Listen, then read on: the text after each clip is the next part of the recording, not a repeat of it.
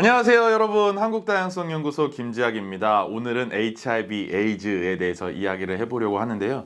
제가 요즘에 포괄적 성교육에 대한 이야기를 나누러 다니려고 교사 선생님들이나 강사 선생님들이랑도 이야기를 많이 나누러 다니는데요.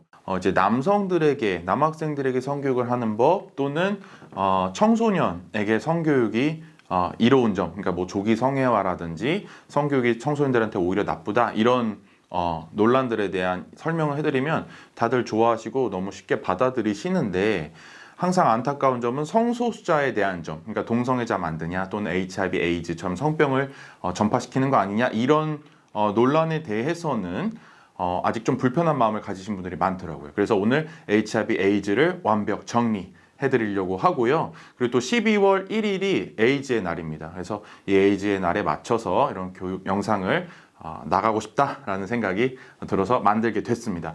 먼저 HIV는 바이러스의 이름입니다. HIV와 에이즈가 굉장히 혼용돼서 사용되지만, HIV는 바이러스의 이름이고 에이즈는 이제 질병이 된 후의 이름이에요. 에이즈가 원래 더 길게 풀었으면 이름이 뭐죠? 후천성 면역 결핍증이죠. 그래서 이 증상이라는 거예요. 그래서 어떤 증상들이냐면 면역력을 떨어뜨리는 바이러스입니다. HIV 바이러스가 하는 일이. 그래서 면역력이 일정 수준 이하로 떨어졌을 때 에이즈라는 진단 받게 되고, 또 한 가지는 합병증이 걸렸을 때, 그래서 증상들, 통증이나 이제 아픔이 생겼을 때 또 에이즈라 진단을 받게 됩니다. 그래서 예전에는 면역력이 떨어지거나 합병증이 걸렸을 때 그로 인해서 사망을 하게도 됐죠.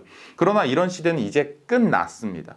HIV가 감염이 돼도 에이즈로 가지 않는 시대가 이미 오래전에 만들어졌어요. 그래서 이 약이 발명됐기 때문인데, HIV가 들어와도 몸 안에 있어도 면역력을 떨어뜨리지 못하게 하는, 즉 면역력을 유지시킬 수 있게끔 하는 약이 발명됐다는 거예요. 근데 이게 발명된 지도 오래됐어요. 그래서 더 이상 신약이라고도 안 하고 약의 종류도 너무 많아요. 그래서 부작용이 없는 약으로 골라 먹으면 될 정도로 약도 굉장히 많이 나와 있죠. 신약이라고 하지 않습니다. 그래서 이 약만 먹으면 HIV에서 에이즈로 이제는 가지 않는 시대가 됐다 라는 것을 이해하시는 게 굉장히 중요하고요. 이미 과학적으로나 의학적으로는 정복된 질병이라고 이미 보고 있습니다. 학계에서는.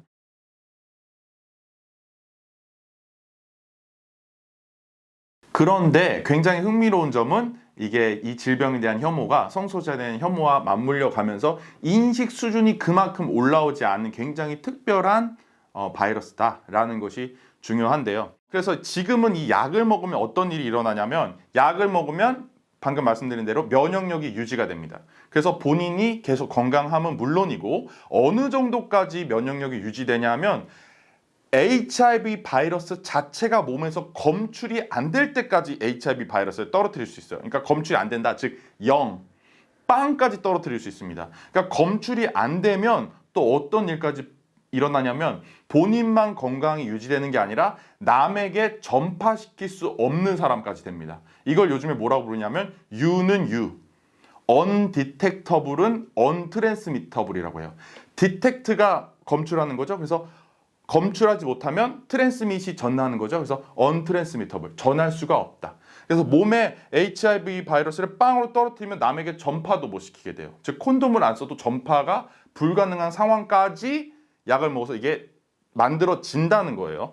자, 그래서 전파 매개 행위 금지 조항이라는 게 있는데, 이게 옛날에 만들어진 법인데, HIV를 바이러스를 가지고 있는 사람은 전파시킬 수 있는 그 어떤 행위도 하면 안 된다.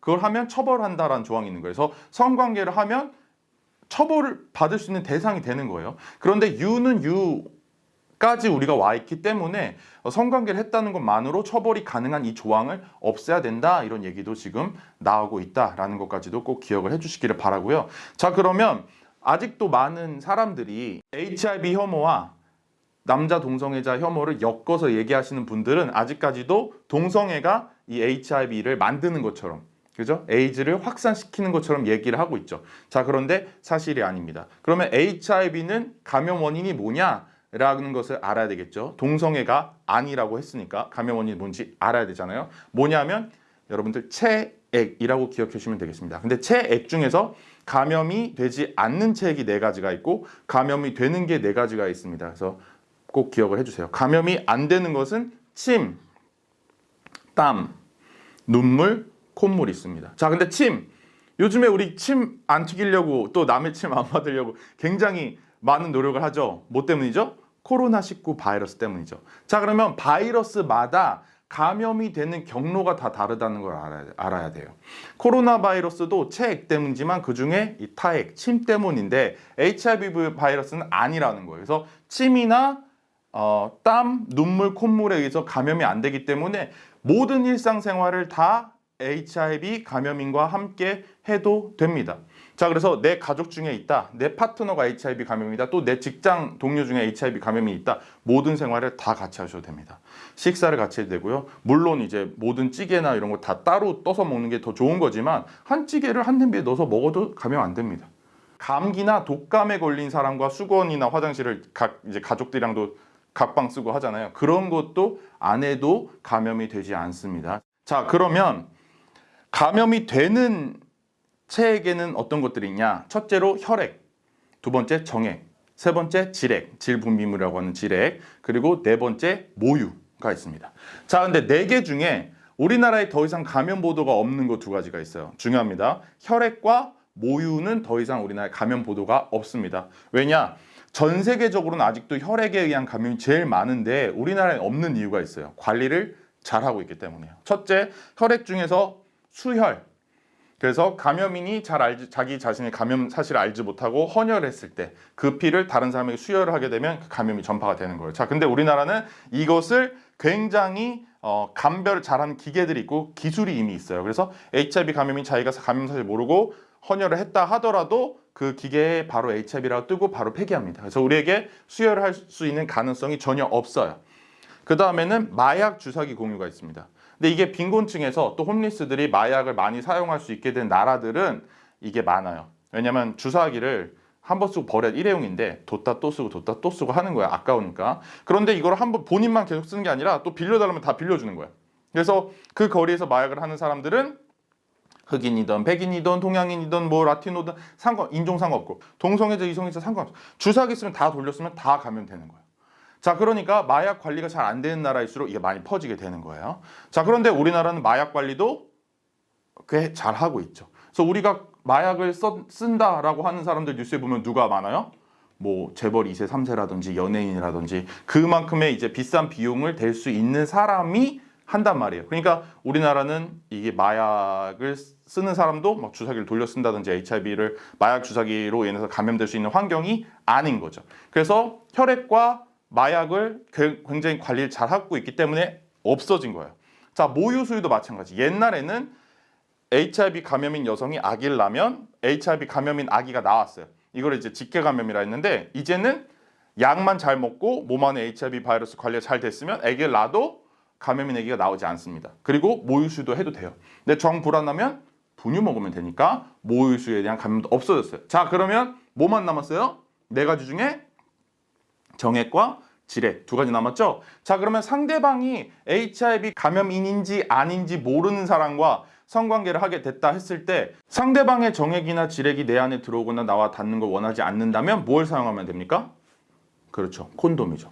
자, 그래서 콘돔이 HIV 예방에 한국과 같은 사회에서는 가장 핵심이 되는 게 그거밖에 감염의 원인이 경로가 남지 않았기 때문이에요. 자, 그런데 안타까운 건 뭐냐? 콘돔 교육을 하지 않고 있다는 거야. 하지 못하고 있다는 거야. 왜 콘돔 교육을 하지 않거나 못하고 있냐?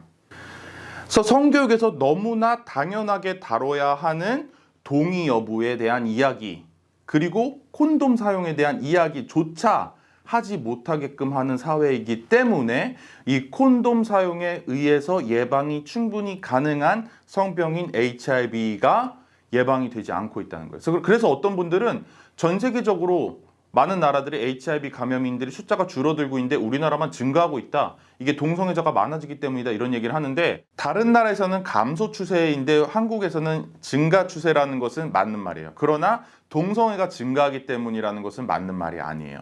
감염인들의 숫자 자체로는 아직까지도 여전히 한국은 HIV 에이즈를 굉장히 관리를 잘하고 있는 나라입니다. 약 10,000명 정도 있거든요. 13,000명에서 4,000명 정도의 감염이 있다고 하는데 이것은 인구 비율로 따졌을 때 HIV 에이즈가 굉장히 관리가 잘 돼 있는 나라고요. 13,000명에서 14,000명 정도 지금 한국에 있다는 이 HIV 감염인들 같은 경우에는 빨리 진단을 받고 약을 지속적으로 먹을 수 있게끔 해서 본인의 건강을 유지하고 다른 사람에게 전파를 시킬 수 없는 사람이 되도록 하고, 비감염인들 같은 경우에는 다른 사람과 성관계를 할 때 반드시 콘돔을 사용해서 HIV 에이즈에 감염이 되지 않는다면 우리 사회는 어떤 사회가 될까요? HIV가 없어지는 나라가 될 수도 있다는 거예요. HIV가 없어지는 나라가 될 수 있는 방법은 성교육을 제대로 하고 콘돔에 대한 교육도 제대로 하고 이 과학적이고 의학적인 정보를 그대로 전달하는 것뿐입니다. 절대 동성애 혐오나 HIV 혐오는 그 방법이 아니라는 거예요. 그래서 이 혐오를 퍼뜨리고 가짜 정보를 퍼뜨리는 분들도 본래 의도 자체는 HIV를 없게끔 하는 게 의도일지도 모르겠어요. 근데 그분들이 하는 말과 행동은 본인들이 원하는 결과를 절대 만들지 못해요. 그 부분을 분명히 짚고 넘어가야 된다라고 할 수가 있겠습니다. 동성애가 원인이 아니면 처음 생긴 이유는 뭐냐 하신 분들이 있는데, 이 HIV라는 바이러스가 처음 인간한테 들어온 이유는 원숭이, 오랑우탄 같은 유인원 종류의 동물들에게 감염된 겁니다. 여러분들 다 잘 아시겠지만 뭐 메르스는 낙타, 그죠? 코로나19 바이러스는 박쥐, 이런 동물들한테 감염된 거죠. 자, 그래서 이 HIV를 굉장히 혐오하고 성소자와 엮으려고 하는 사람들은 수간 얘기를 하면서 원숭이를 강간해서 걸린 병이다, 이런 얘기를 하는 분들도 있는데 전혀 사실이 아닙니다. 그럼 무슨 메르스는 낙타를 강간하고 코로나는 박쥐를 강간해서 걸렸습니까? 전혀 사실이 아니고요. 아프리카 지역에서 원숭이를 이제 육류로, 음식으로 섭취를 하는 지역들이 있었던 거죠. 그래서 이 원숭이의 병이 음식으로 섭취를 하면서 내 안에 들어왔을 때 바이러스 감염되게 된 거고, 또 이제 이 피를 바르면서 이제 의식을, 뭐 성인식이라든지 여러 의식을 하는 과정에서 상처가 있었을 때 이 원숭이의 피가 들어오게 된 거예요. 그래서 SIV가 원래 이 바이러스의 이름이었습니다. 근데 그 S가 휴먼으로 H로 바뀌게 된 것이 먼저 그 시작이에요. 그래서 동물과 성관계를 하거나 뭐 수간인 거랑은 전혀 상관이 없다라는 것을 기억을 해주시고, 그 다음으로 많이 하시는 질문이 왜 우리 돈으로 HIV, 에이즈 환자들의 질병을 치료해 줘야 되냐, 막대한 세금이 들어가는 세금 낭비 아니냐, 이러신 분들이 있는데요. 혐오 세력들이 말할 때는 뭐 이 금액을 막 천문학적인 비용으로 뭐 얘기를 하시는 분들도 있어요. 한 사람이 뭐 1년에 5천만 원 벌 수 있는데 뭐 30년 동안 HIV 에이즈로 일을 하지 못하게 되는 비용이 뭐 수십억이다, 수백억이다, 막 이렇게 말씀하시는 분들이 있는데, 사실은 전혀 그런 계산법이 말도 안 된 뿐만 아니라 이제는 약을 먹고 다 일상생활을 할 수 있기 때문에 전혀 근거가 없는 얘기다라고 할 수 있고요. 이제 딱 드는 약값을 말씀드리면, 약이 아까 말씀드린 것처럼 종류가 많다 했잖아요. 그래서 약들마다 약값이 조금씩 다르긴 하지만 제가 알고 있는 지인들 얘기로는 한 60만 원 정도로 보면 된다고 얘기를 하고 있는데, 60만 원 정도 약값이 드는데 건강보험에서 90%를 내주고 그다음에 나머지 10%는 지자체가 5%, 또 정부가 5% 내줍니다. 그래서 이 약값을 무료로 처방받을 수 있고 약을 복용할 수가 있습니다. 60만 원 왜 우리 세금을 내주냐, 이런 분들이 있을 수 있는데, 여전히 그 60만 원이 없어서 약을 먹지 못하는 사람이 발생하면 HIV는 우리나라 가장 잘 지금 HIV 관리되고 있는 나라 중에 하나라 했잖아요. 그 상태를 유지할 수가 없게 됩니다. 그리고 이런 주장을 하시는 분들은 지금 코로나 상황이라 더 잘 이해가 되시겠지만, 코로나 상황에 정부한테 아무것도 하지 말라는 거랑 똑같은 얘기죠. 아무것도 안 하면 어떻게 되겠습니까? 무료로 코로나 검사를 안 해준다거나 치료를 안 해주면 어떻게 되겠어요? 당연히 감당할 수 없을 만큼 코로나 감염자가 생기겠고, 그리고 의료 현장이, 의료 체계가 붕괴가 되겠죠. 바이러스 상황에 아무것도 국가가 대처하지 말라는 것은 의료 체계에 대해서 잘 알지 못하는 사람들이 하는 말이라는 것을 분명히 알아주셔야 되고, 우리 모두는 의료보험에 또 수혜자이기도 합니다. 우리가 뭐 감기 걸렸을 때, 독감 걸렸을 때 병원에 가서 쉽게 몇천 원만 내고 약을 받고 주사를 맞고 할 수 있는 것들도 다 의료보험에 우리 모두가 혜택을 받는 상황들인 거고요. 그래서 HIV나 AIDS를 빼라고 할 것이 아니라 건강보험의 범위를 훨씬 늘리고, 그리고 더 돈을 많이 버는 사람은 보험 많이 내고 적게 버는 사람은 적게 내는, 이 수익에 맞게 보험금을 내지만 더 많은 사람들이 더 모든 질병을 케어를 받을 수 있는 그런 시스템을 구축하는 데까지 나가야 한다라는 얘기를 꼭 기억을 해주셨으면 좋겠습니다. 또 한 가지는 HIV 자연 발생설이라는 게 있는데요. HIV가 동성애자들끼리 성관계를 하면 그냥 생기는 줄 아는 사람도 있어요. 절대 아닙니다. 그래서 비감염인과 비감염인이 성관계를 하면 이 사람들이 이성애자건 동성애자건 상관없이 뭐 10번, 100번, 1000번, 10,000번을 성관계를 해도 절대 이 안에서 HIV가 자연적으로 생기질 않아요. 말이 안 되는 거예요. 감염인과 비감염인이 있을 때 여기 감염이 될 수 있는 거예요. 그거는 감기든 코로나든 HIV든 다 똑같은 거예요. 그게 바이러스의 특징인 거예요. 그래서 동성애자끼리 성관계를 했을 때 HIV가 둘 다 감염인이 아닌데 성관계로 HIV가 생긴다는 것은 전혀 과학적이지도 의학적이지도 전혀 사실적이지도 않은 그냥 거짓이고 혐오다라고 생각을 해주시면 되겠습니다. HIV, AIDS를 동성애병이라고 말하고 다니는 사람들 때문에 오히려 이성애자들은 감염이 되지 않는 것처럼 여기는 사람들이 있고, 그래서 콘돔을 사용하지 않겠다, 노콘섹스를 하겠다, 또 콘돔을 쓰면 느낌이 좋지 않다 이러면서 처음 만난 사람과 또는 애인과 또는 심지어 성매매를 하러 가서도 돈을 더 내고도 노콘섹스를 하겠다라는 사람들이 있는데 절대 안 될 일이죠. 그래서 이렇게 되면은 당연히 성병, HIV를 포함한 성병을 다른 사람들에게 감염을 시킬 수가 있겠죠.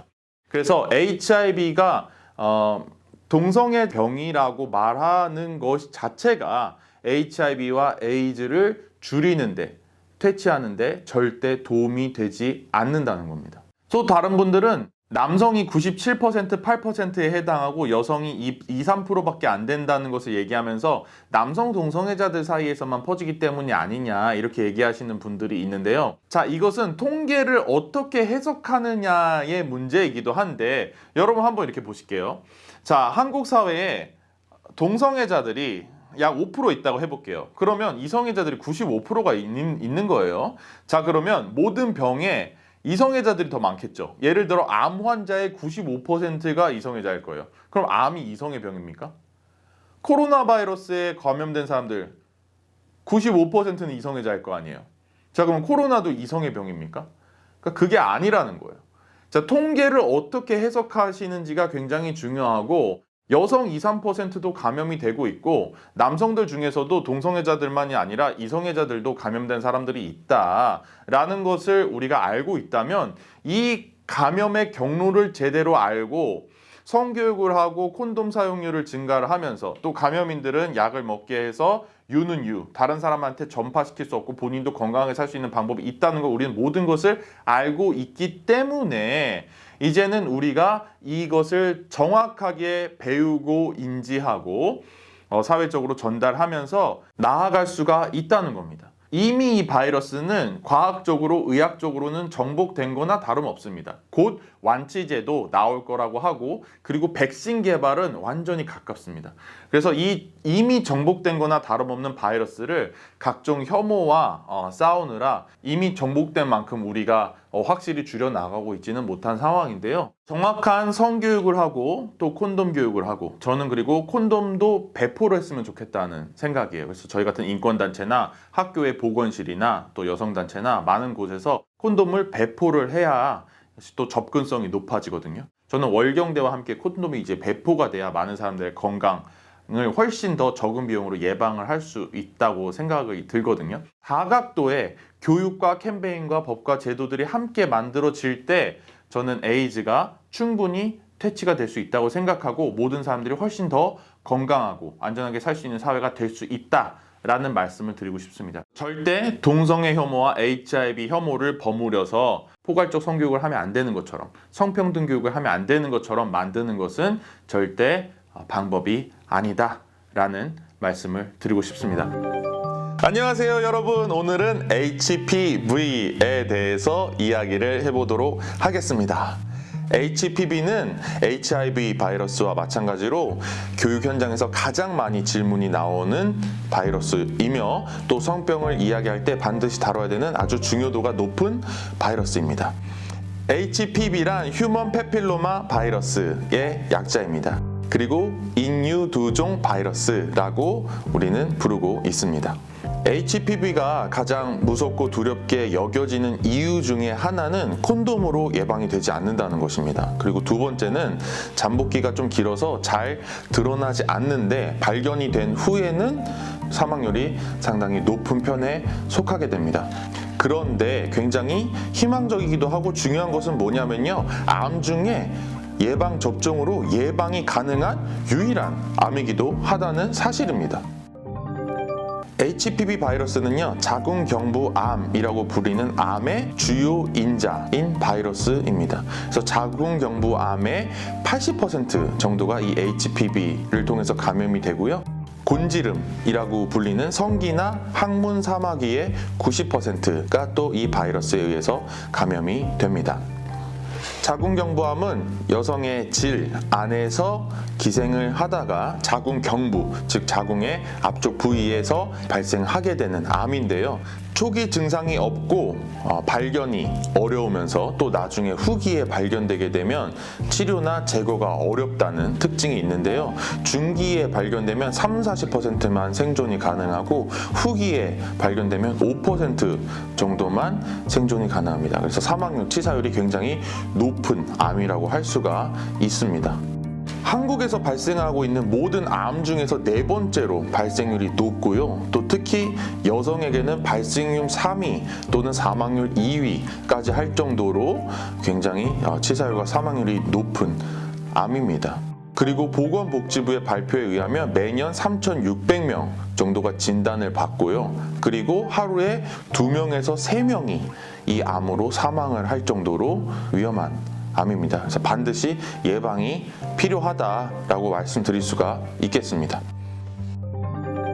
그런데 이 자궁경부암이라는 암을 우리가 성교육 시간에 또 그리고 성병이라는 이름으로 다루는 이유는 이 HPV 바이러스가 성관계를 통해서 감염되기 때문입니다.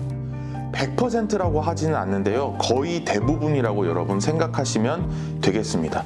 점막을 통해서 감염이 된다라고 하기 때문에 콘돔을 사용하더라도 감염이 될 수 있는 가능성이 있습니다. 자궁경부암이라는 이름 때문에 남성과는 아무런 상관이 없는 바이러스이거나 암이라고 생각하시는 분들도 있는데 아까 말씀드린 것처럼 성기나 항문 사마귀 그리고 항문암으로 나타날 수도 있기 때문에 남성하고도 관계가 있고요. 그런데 남성들에게는 무증상으로 그냥 지나가기도 하고요. 또는 발견이 되더라도 좀 쉽게 비교적 치료가 가능한 편입니다. 그런데 정말 안타까운 점은 뭐냐면 이 바이러스를 전파하는 매개자가 남성인 경우가 굉장히 많습니다. 내가 걸렸을 때는 비교적 쉽게 치료가 가능하다고 하더라도 내가 누군가에게 전파를 했을 때 그 사람에게는 굉장히 위험한 바이러스가 될 수 있다라는 생각을 가지는 것도 중요하다라고 말씀을 드릴 수가 있겠습니다. HPV 바이러스 예방 접종이라는 게 있다고 말씀드렸잖아요. 가장 대표적으로 이 예방 주사에는 가다실 4가라는 것과 가다실 9가라는 것이 있습니다. 이 HPV 바이러스도 종류가 굉장히 많습니다. 100종, 150종 이렇게 하는데요. 더 많은 바이러스를 예방할 수 있는 이 범위가 국가에 더 넓게 들어있기 때문에 꼭 국가로 맞으시기를 추천드립니다. 이 예방 접종을 언제 하는 게 가장 좋다라고 알려져 있냐 하면 만 9세부터 14세 또는 15세라고 이야기를 하고요. 늦어도 25세 이전에는 접종을 하는 것을 세계적으로 권장하고 있습니다. 그리고 성관계를 하기 전, 성관계를 내가 시작하기 전에 접종을 하는 것이 가장 좋다라고 이야기를 하고 있습니다. 그래서 여러분들이 누군가 성관계를 둘이 하기로 결심을 했다면 둘이 병원에 방문해서 성병 검사를 하고 HPV 접종까지 함께 맞는 것을 가장 저는 추천드리고 있습니다. 한국에서도 2016년부터 국가가 예방 접종을 해주는 백신 목록에 HPV 백신을 올렸어요. 그래서 2016년부터 만 12세에서 14세의 여성 청소년에게 무료로 접종을 해주고 있습니다. 그래서 만 12세에서 14세에 해당되시는 분들 또는 만 12세에서 14세의 여성 청소년과 함께 사시는 부모님들이나 주 양육자분들이 계시다면 무료 예방접종을 맞으시도록 안내해 주시고 꼭 함께 병원에 동행해 주셔서 접종을 맞고 건강한 생활을 할 수 있도록 함께 해주시면 좋겠습니다. 그런데 만 12세에서 14세에는 무료로 여성 청소년에게는 놔주고 있지만 접종을 하고 있는 비율이 50%밖에 안 됩니다. 왜 절반 정도의 사람들만 접종을 하고 있을까요? 심지어 무료인데도. 이 HPV 백신을 맞지 않은 분들에게 왜 접종을 하지 않았냐고 물어봤어요. 그랬더니 약 70%가 넘는 분들이 부작용에 대한 우려 때문에 맞지 않았다, 내 자녀에게 맞히지 않았다 라고 답변을 하셨어요. 이런 부작용에 대한 우려는 예전에 일본의 한 대학교에서 나온 논문 때문인데요. 쥐에게 실험을 했습니다. 근데 그 쥐에게 너무 과도한 양의 백신을 넣어서 뇌에 이상이 오거나 마비가 오는 증상들을 발견했거든요. 이 투약한 약이 너무 과도한 양을 주사했다라는 것들과 여러 가지 허점들이 발견돼서 이 논문을 실어줬던 학술지에서 논문 게재를 취소했고요. 전 세계적으로도 WHO와 일본의 후생노동성 그리고 유럽의 의학청 등에서 이제는 이 백신의 안정성을 입증했다라고 발표를 하고 있고 적극적으로 접종을 권장하고 있는 상황입니다. 그래서 말씀드렸던 것처럼 남성이 이 바이러스의 매개자가 되기 때문에 사실은 남성에게 주사를 더 놔줘야 한다라는 이야기도 나오고 있어요. 그런데 아까 말씀드린 것처럼 남성들은 감염되더라도 무증상으로 그냥 지나가거나 또는 발견이 돼도 쉽게 치료가 되기 때문에 사망을 할 수 있을 정도로 위험한 여성에게만 무료로 접종을 해주고 있는 상황인데요. 저는 이 접종을 해주는 대상을 훨씬 확대해야 된다라고 생각하고 있습니다. 그래서 꼭 다시 한번 강조를 드리면 만 12세에서 14세인 여성분들 무료로 접종을 반드시 맞으시고 그렇지 않으신 분들 이 시기가 이미 지나가신 분들은 유료라도 접종을 꼭 하셔야 되는데요. 만 12세에서 14세 사이에 맞으셨으면 2번의 접종으로 마무리가 되는데요. 그 시기가 지나면 3번을 맞으셔야 되는데 평균적으로 비용이 60만 원 정도 소요가 됩니다. 그래서 무료인 기간에 맞으실 수 있다면 가장 좋다라는 말씀을 다시 드리고요. 가다실 국가로 꼭 맞으시기를 부탁을 드립니다. 그래서 오늘은 HIV 바이러스와 함께 가장 많이 질문이 나오고 또 가장 중요하다고 할 수 있는 HPV 바이러스에 대해서 알아보았습니다. 여러분 꼭 내 몸에 대해서도 잘 아셔야 되고요. 건강하고 안전한 성관계를 시작하려면 알아야 되는 성병들에 대해서 또 그리고 성병 예방에 대해서 우리 함께 이야기 나누고 더 많이 알아가면서 건강하고 즐거운 성생활을 시작할 수 있는 우리가 모두 될 수 있으면 좋겠습니다. 감사합니다.